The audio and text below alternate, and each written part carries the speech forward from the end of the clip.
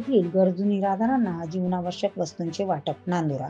दरवर्षीप्रमाणे यावर्षी सुद्धा सामाजिक जाणीव जागृत ठेवून निराधार यांना मदत करण्याचा वसा विविध उपक्रमांमधून घेतला जातो.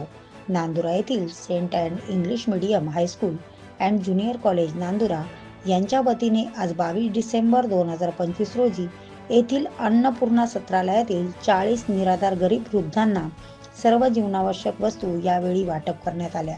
त्यामध्ये बिस्किट, कोलगेट, साबण, हार्डेक झेंडूबाम, लाडू, कपडे व कडधान्य अशा सर्व तऱ्हेच्या जीवनावश्यक वस्तूंचे आज मोफत वाटप करण्यात आले. थंडीच्या दिवसात उबदार कपड्यांची अधिक गरज भासते. खरे तर कोणत्याही कार्याला केवळ प्रयत्नांची गरज असते. यातून काहीतरी दिल्यावर खूप काही मिळवण्याचा आनंद काही वेगळाच असतो. यावेळी कार्यक्रमाला उपस्थित सिस्टर दिव्या, सिस्टर श्रीलता, सौ अश्विनी कडू मॅडम यांच्यासह श्री हेमंत रामकृष्ण महाजन उपस्थित होते.